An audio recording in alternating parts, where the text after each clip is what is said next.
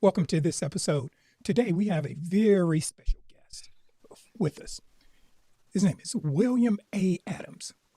He is a technologist and engineering trailblazer and a philanthropist with over 35 years in the tech industry. William has run his own company. He's been recorded in the Computer History Museum, which is the equivalent of the Computer Hall of Fame, and served as the first technical advisor to Microsoft's current CTO, Kevin Scott. William has founded and overseen global initiatives at Microsoft, from the XML technologies as early as 1998 to the diversity and inclusion initiatives in 2015, the LEAP program. With a focus on diverse hiring, he was named Microsoft's D&I, and that's Diversity and Inclusion Program of the Year in 2020. Today, William is focused on Techquity, and we're going to explore that a little later. The creation of intergenerational wealth through equity-based shares of technology for women and minority-owned businesses. He is turning his years of experience and wisdom into actionable tools for the creation of modern tech-centered businesses. When he's not writing code, giving talks, or otherwise building technology, William enjoys woodworking, biking, and the pleasures of family life.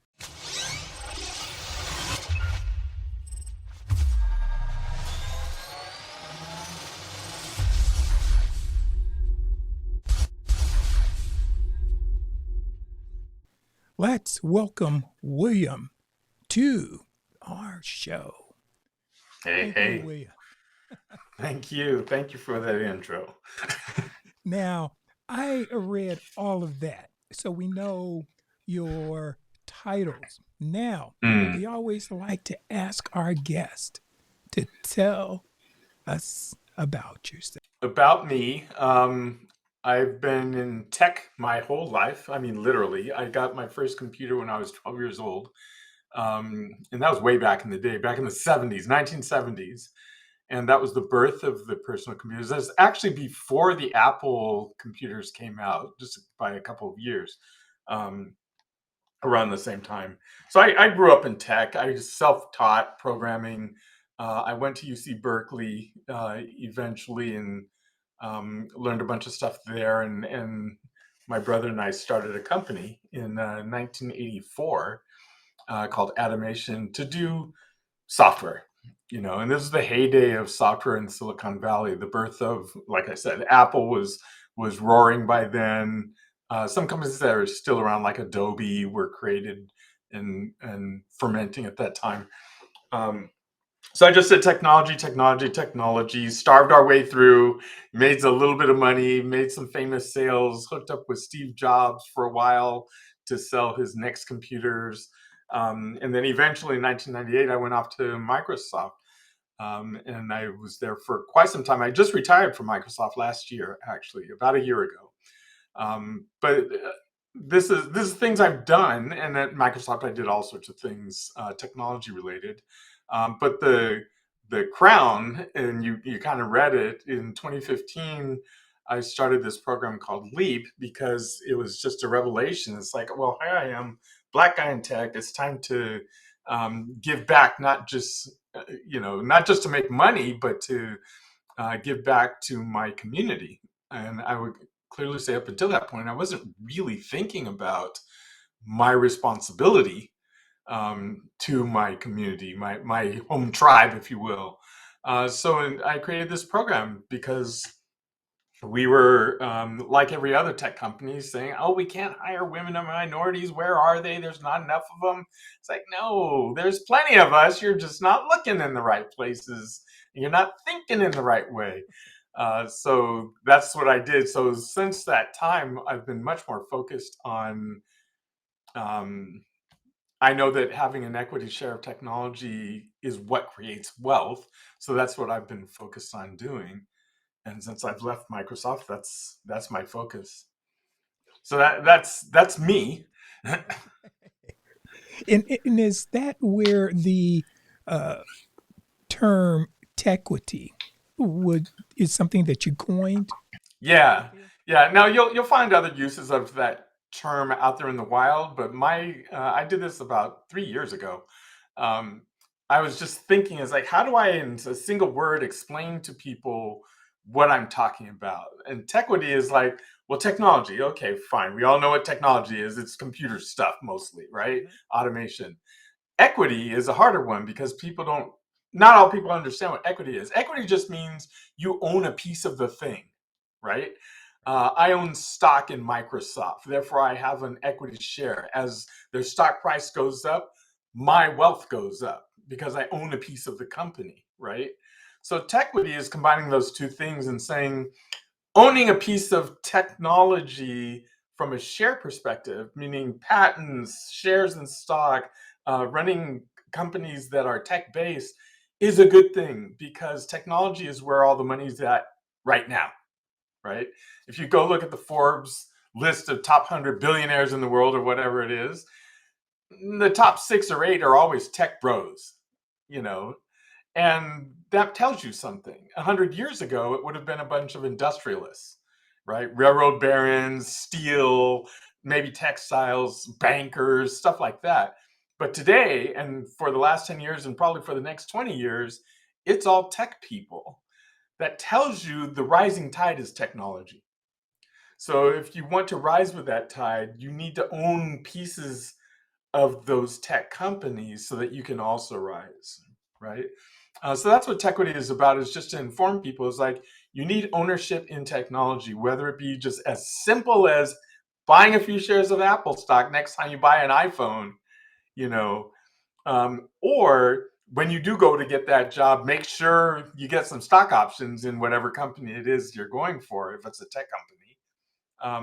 Or if you're going to create a company of your own that's related to tech, make sure you own your patents if there are any, you know how to do your licensing deal such that you don't give away your equity share of that stuff. So as that technology rises, your wealth rises as well, and you get to pass it on to your kids.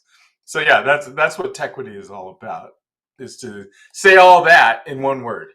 Okay.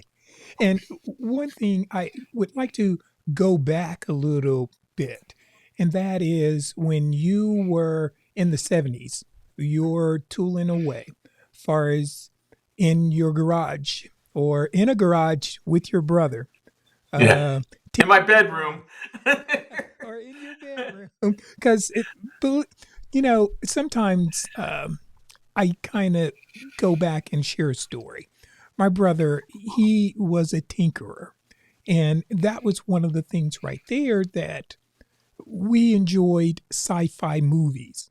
Mm, So a lot of that gave us that feeling of, okay, let's see how this works right here. So, first thing is yeah. taking away that little transistor radio in order to see, okay, how does these pieces How can you mesh put it back together? together? Exactly. So, Yeah. how was that when you were growing up? I know you ran into some obstacles or there were some challenges because, that Yeah. wasn't somewhat the norm for us in the uh, African American community because usually it's like, okay, let's pursue sports or pursue Yeah. something to that effect or music, but not Not technology. technology.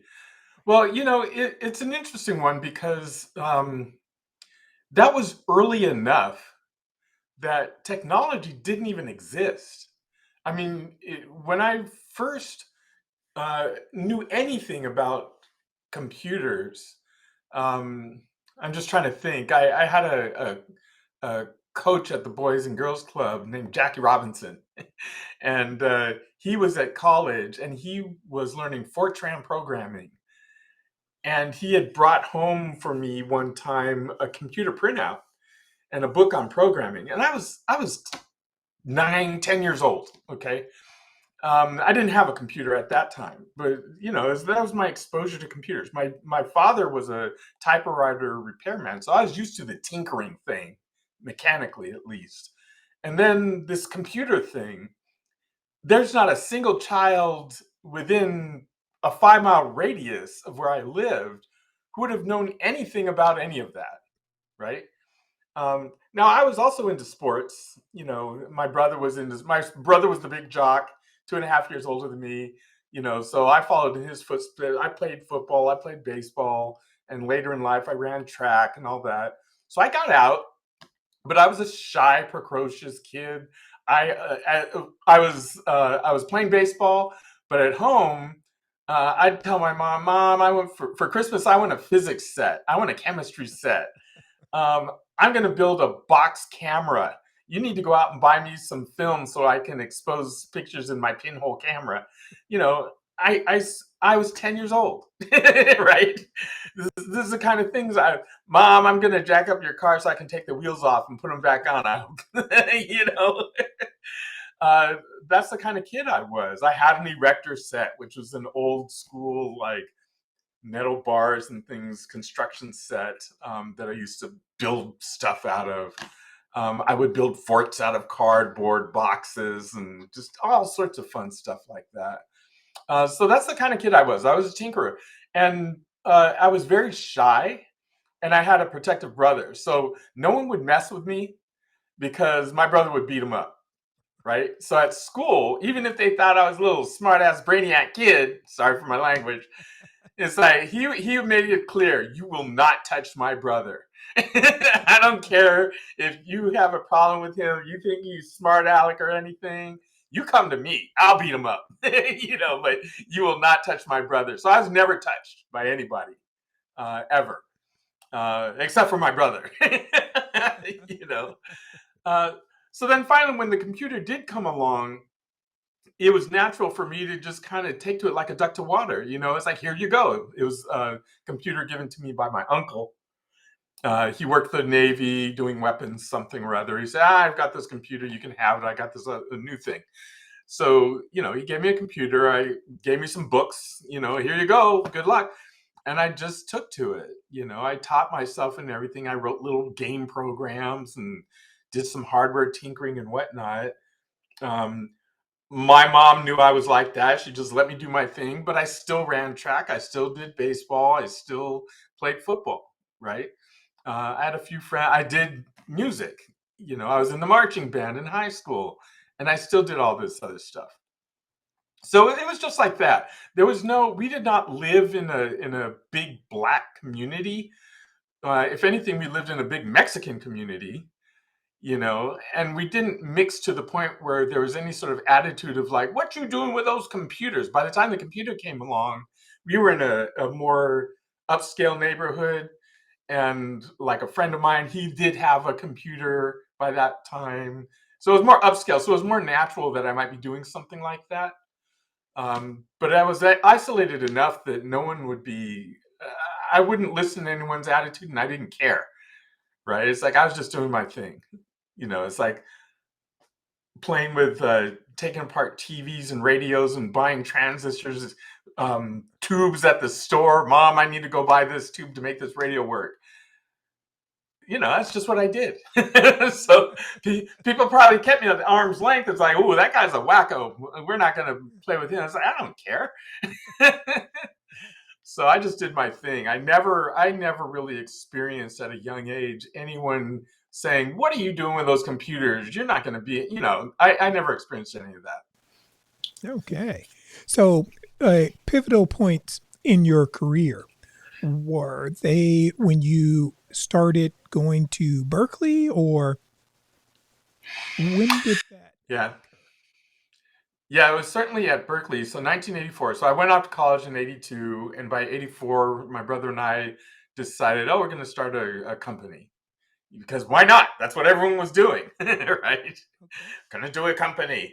And we had an aunt who worked at IBM who showed us how to write a business plan and all this sort of stuff.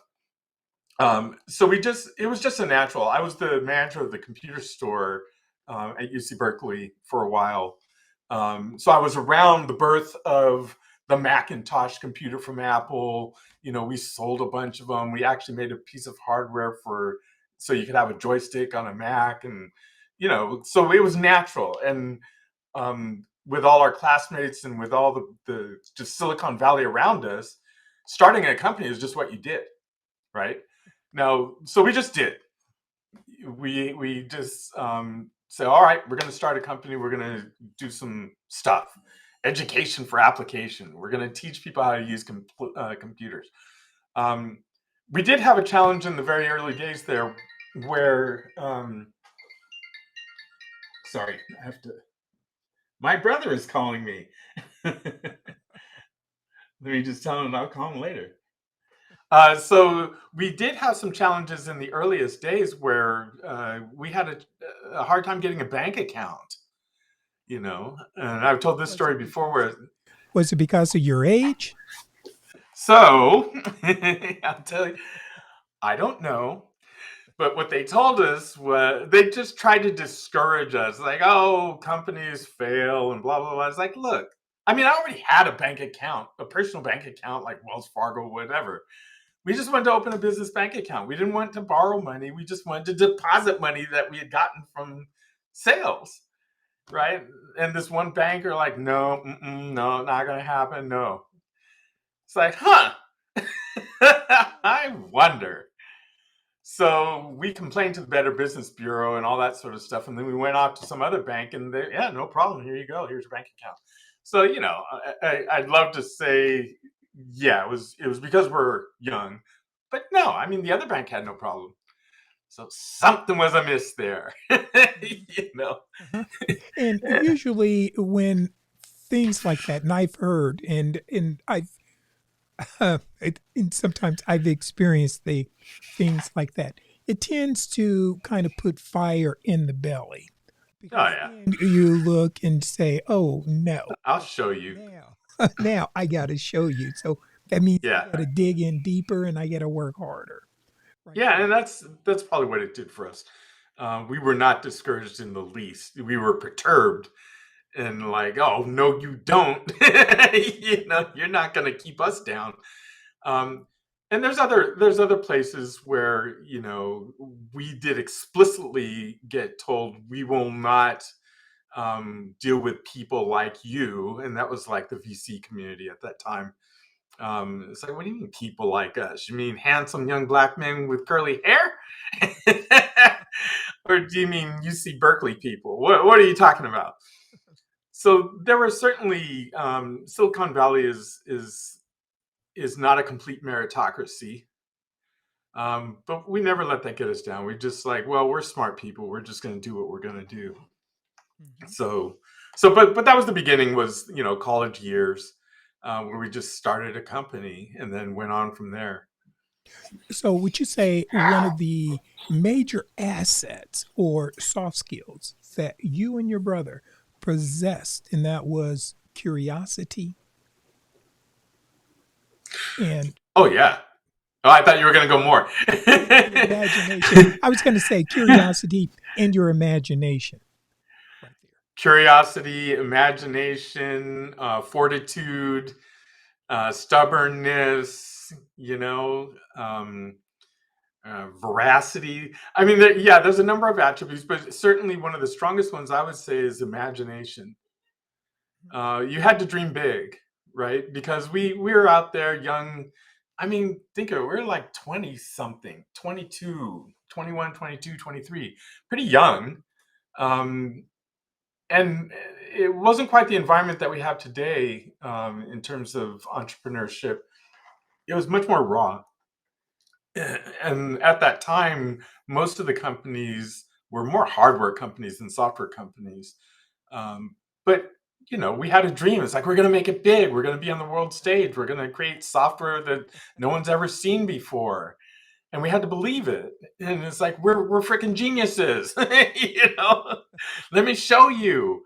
Um, and we did have stuff that for that day was unique and different, and no one else did have it. And we did get sales in a very small pond. So yeah, you had to have belief in yourself, and this is true today, right? You had to have a vision. You have to have. You had to be right about something, and you had to have strong belief in yourself that your vision is as powerful as anyone else's vision, right? It's like, why not me, right? All right. It's like, yeah, I like that. Now, would you share with us some of your failures also along the way? Let me get my list. So, I mean, the failures can be categorized in probably different ways. There's failures to um, I don't know, failures to catch trends, failures to see the writing on the wall, failures to capitalize on an opportunity, failures to leave something behind when you really should have. And I'll give an example of that. We were into this thing called Next Computers, which was Steve Jobs had left Apple for a while and created this thing called Next Computers. And we were on that platform with trying to make sales there for a long time, and we failed to see that it wasn't going anywhere and that we should have shifted to being on Windows or the Mac perhaps earlier than we did, and we never did. So we kind of went down with the ship as Next went down. Now Next got to they got bought by Apple, so they lived on. But we were pretty much done with that at that time, and then shifted to some other business. Um, that was one. And it's like, okay, we failed to see that we were a big fish in a small pond, and the small pond was drying up, and we didn't get off fast enough to do whatever the next thing was. Um, I actually left Automation at that point and joined Microsoft. That was 1998. My brother continued onward with another incarnation of the company, doing some other stuff, but I wasn't involved with it at that point.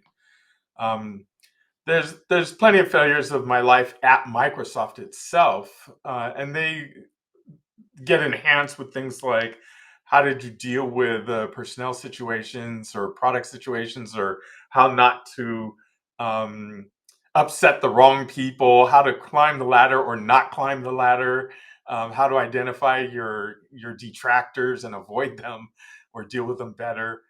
So there's myriad things like that that I've certainly gone through personally, but they're just lessons. Hopefully you learn from them and go on to fight another day, right? And that is one of those things. That's why I asked those questions right there is about the failures, because that's part of the Yeah, journey. Because, yeah, we start out, then there's the ultimate outcome right there, but it's the journey in between right there right. before getting to your destination. Now, Yeah, and let me just say one thing here because it's kind of critical to how I think. At some point, and this came much later in life, when I was around 40, I was sitting on a beach in Hawaii. I was about to go off to live in India for a while, and I came to the realization. Created this thing called my life creed, which is words I live by. And the L in life is learning, intentional, fearless, empathetic. And the learning part was the most important because I basically told myself and tell myself daily, life is about learning, right? No matter what, no matter how good or bad something is, you have to learn something from it. It's there for you to learn. So I take that, everything I do, there's something to be learned, and that makes for a more fulfilling life, and it makes for better progress, right? oh, yes, definitely. Now, as one of the first Black entrepreneurs in Silicon Valley, you've had a unique perspective as far as on the tech industry. What advice do you have for aspiring entrepreneurs, especially those from the underrepresented backgrounds who are looking to break into the industry? Yeah, I think what I would say generally is to, at this point, and this is 2023, the age of AI is on the rise, you know, uh, which is pretty monumental of a shift. Um, First and foremost is to understand that the industry is no longer a singular thing anymore. When I was coming up, the industry meant the hardware companies, the software companies like Apple, Adobe, Microsoft, Oracle. That was the tech industry. Today, tech is everywhere. So tech is across all industries. So you don't have to break into the industry. You just have to find the tech angle to whatever industry you're interested in. So the way I tell people to break in is essentially to say, what are you passionate about? Whether it be baking, um, or makeup or hair design or farming or uh, automobile repair. What are you interested in? What is the tech angle to that? Right? How can you leverage technology to make whatever that thing is better? Right? And then focus on that. So if I'm into farming, I would say, well, the hot thing in farming right now, other than automating tractors, and John Deere does this, they're GPS guided. You plot in a course and you just tell it to run, you know, is gathering data from the fields, analyzing it, and coming up with watering patterns. Oh, the field is drier over here. It needs fertilizer over there. And you can tune the watering systems and the fertilizer systems to be more targeted and therefore use less of the inputs, right? Don't pour water where it's not needed, right? Don't buy fertilizer and put it on places where it's not needed because you're going to over fertilize the other places, right? So someone who's into farming who has a tech bent to them, is like get all the tech angles you can get, because that's going to make your farming more efficient and your yield is going to be better and you're going to make better profit or whatever your thing is. Um, so that's how I tell people to get into it. What I do not tell people to do, and I was just having this debate today with someone, um, is we're past the time where you just go to college, get a 4-year degree in CS, and then go look for the job. We're past that time. And I know plenty of people say, are you kidding me? Don't discourage people from going to college. I'm telling you, by the time 4 years from now, if you think AI and things like Chat GPT are good now, roll forward 4 more years. That thing's only been out for a year. I don't know if you know what Chat GPT is, Oh, but yes, yes, yes. yeah. So Yes. Chat GPT has only been out for a year. Okay. And it's already got people in a tizzy. Roll forward 4 more years. Where is that going to be? So if you're chasing those taillights, you're not going to get anywhere, right? So that's why I say it's like, okay, go to college for your socialization, for this, for that. Study the humanities, and in all the spare time that you have, study Chat GPT as a tool that you can use to get stuff done, right? That's how you get into stuff, because you're going to learn a lot faster that way and you're going to be more useful that way. So by the time you come out 2 years, 4 years down the line, you're equipped with the right tools. If you don't do that and you follow the standard curriculum that they currently have in colleges, you're going to come out and you're going to be 4 years behind the times, right? You're not going to be employable.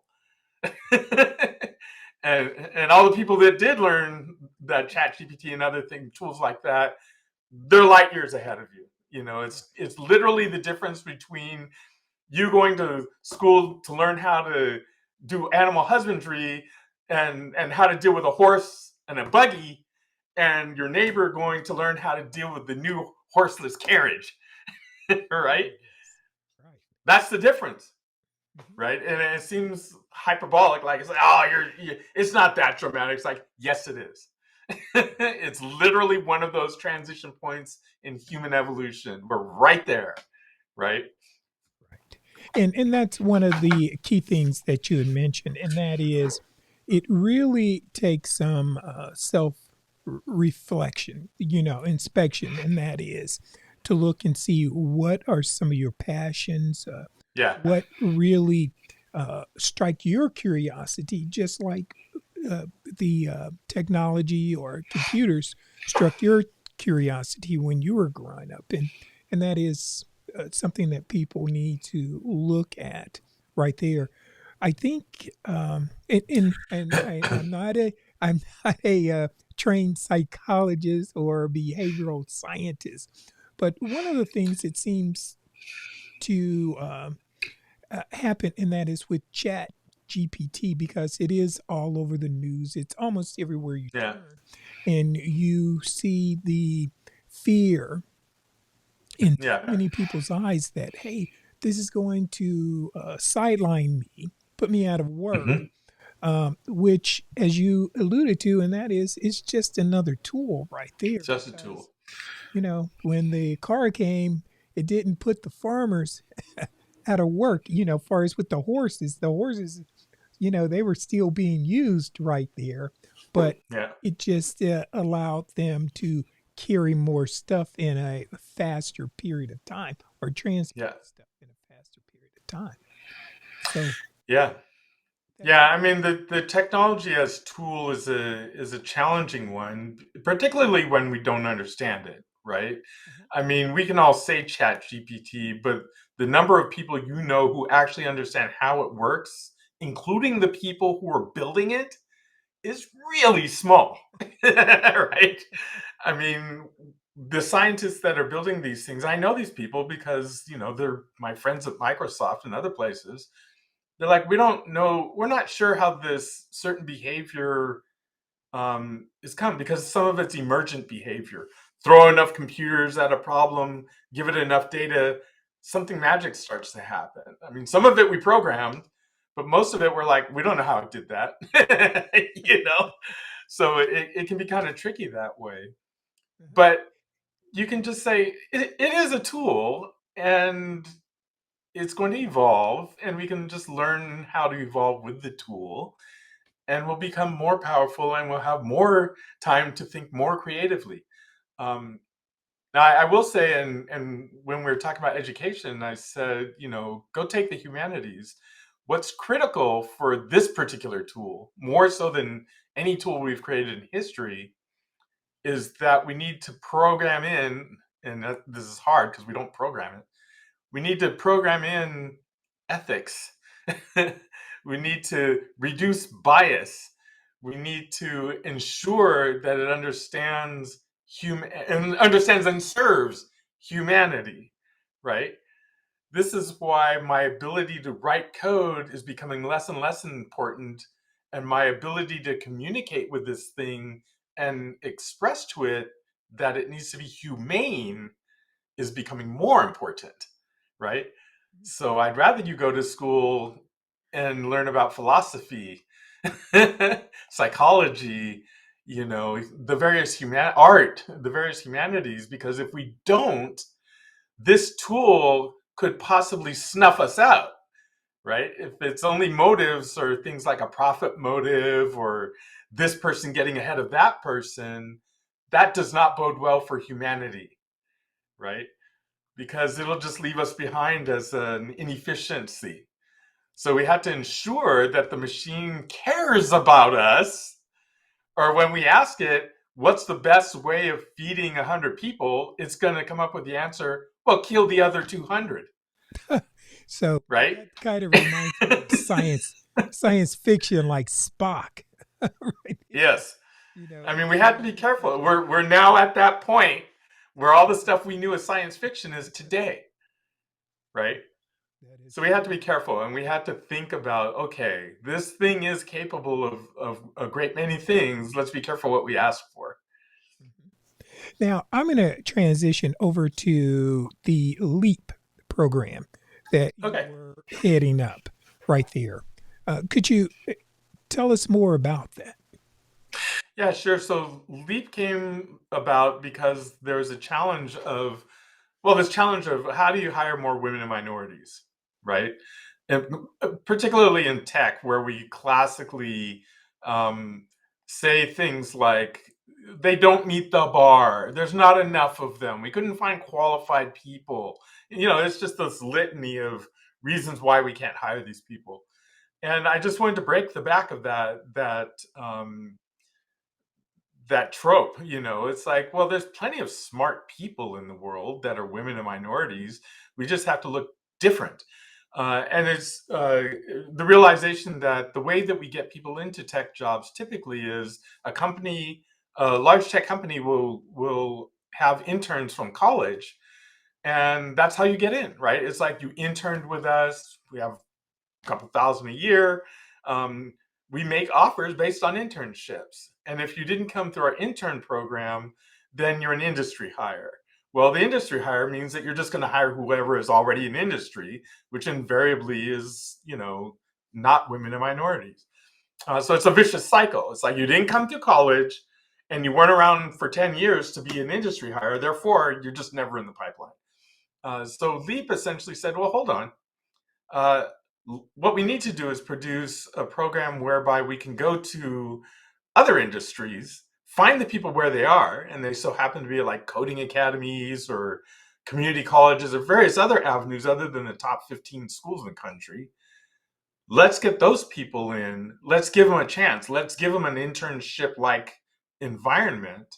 So, a 16-week program, and they pretty much do what interns did, some coding and working in a team and all that sort of stuff. And then let the hiring manager make a hiring decision after that time. So that was the essence of the program, was to run it in cohorts. It started out with only 8 ladies, um, and then we got to 20 and then 30, and then the cohorts were 50 at a time or however many they are, and now they run around the world. So that was the LEAP program, was essentially to create an internship program for industry hires. Now it's called an apprenticeship program. So we created that program, and they're still running it today. So from 2015 to now, so what, 8 years running? It's been getting women and minorities into the company. Mhm. And as someone who has continuously grown and evolved in your career, what habits or practices have you contributed to your personal and professional growth? And any recommendations you would have for or resources or habits for someone else to improve their self improvement or in the area of self improvement? Yeah, I suppose they'll these will just sound typical, but first and foremost is a health regimen, meaning fitness is important.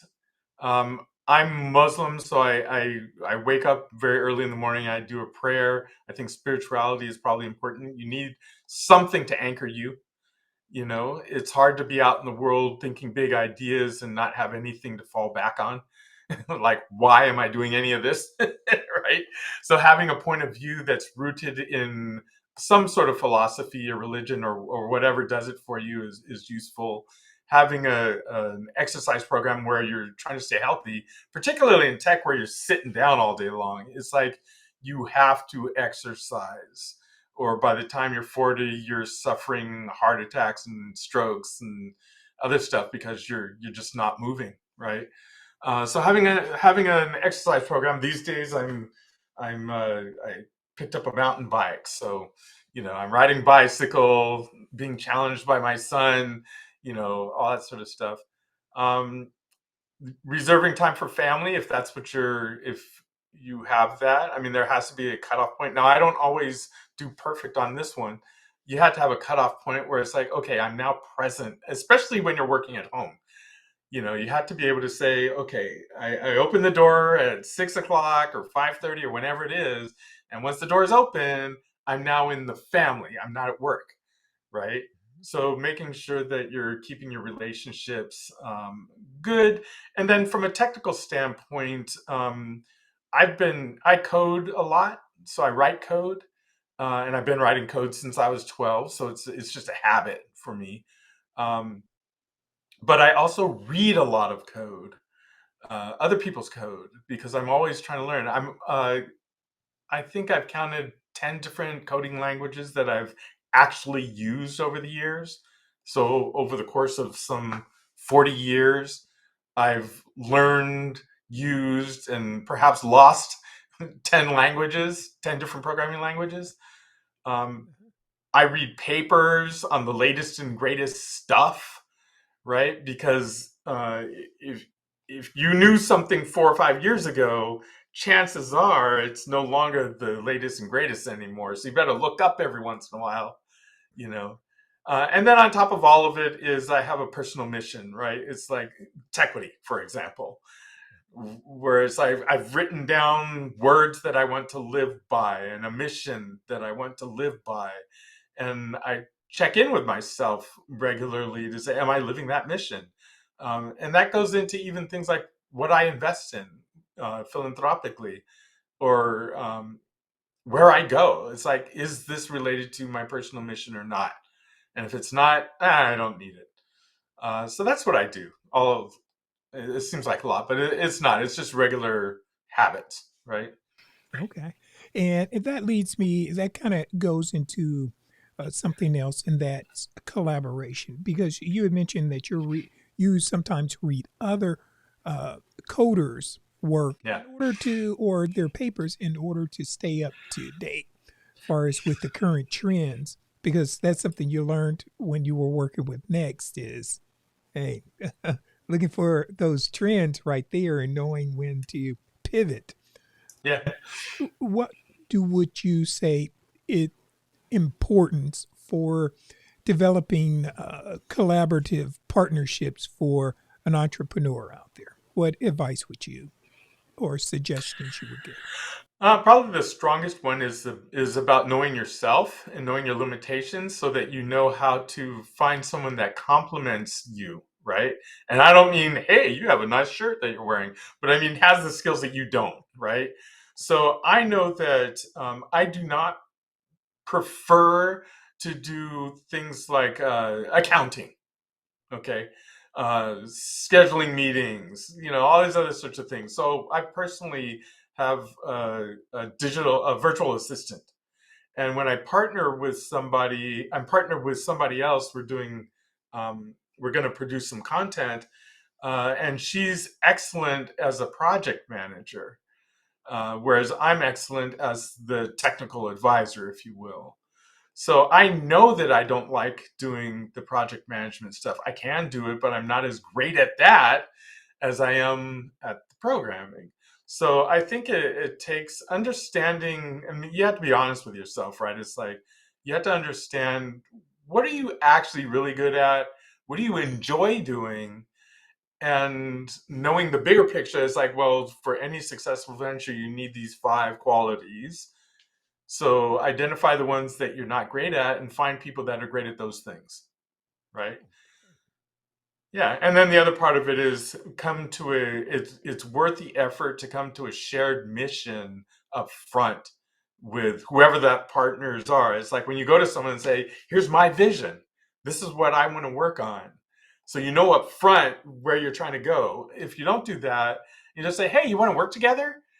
Then it's going to take you a long time. And as soon as you run into a problem or challenges, you're going to be at each other's throats. No, we should go this direction. No, we should go this direction. It's like, settle that before you even start. Know which direction you want to go in jointly. Then it makes everything else easier because it falls in line. Oh, that's some great advice right there. And again, uh, I really appreciate you taking the time for us to come on and share all these golden nuggets of wisdom right there. And someone will be taken away, getting a lot for us from this right here, because that is something key, and that is partnering when you're Yeah. collaborating with someone, making sure that it's not just because, okay, you're duplicating the same efforts right there, Yeah. because sometimes that can be a detriment right there. And really Yeah. getting to know yourself, because that's the hard, sometimes that can be the hardest person to really understand, and that is self right Yeah, there. especially when you're trying to come to grips with your true self, right? And not your elevated ego colored self. Exactly, exactly. Now, you also do a podcast, right? I'm starting to do a podcast, yeah. Just starting. Okay, and what's the name of the podcast? Well, it's the Techquity podcast, but we've only done one intro so far, and we're now currently working on the scripts for the what do we call this? The winter season. Oh, But yeah, it's going to be talking about, of course, Techquity, and in particular, some of the subjects we talked about today, like AI and the effects and what to do about AI and all that. So, okay. Now, if someone wants to get in contact with you, now I have some of the contact information right here that they yeah, there you go.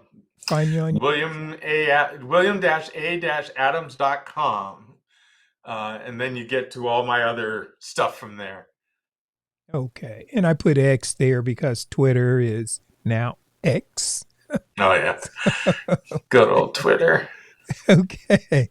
So, in parting words, sir, in parting words, what would you like to share, or a message of inspiration or encouragement for our listeners, viewers, that they can take with them? I'll throw out two more classic analogies. The first one is, we do not need to get a seat at someone else's table. We need to build our own tables. That's the first one. And the second one is, a rising tide lifts all boats. So let's not be shackled to the shores where we drown. Let's build some boats, and those boats can be built off of technology. And that is great words of inspiration right there. Again, William, thank you very much. And you're welcome very much. Video. Don't forget to subscribe. Give us a thumbs up and share it with a friend. Your support means the world to us. We'll see you in the next one.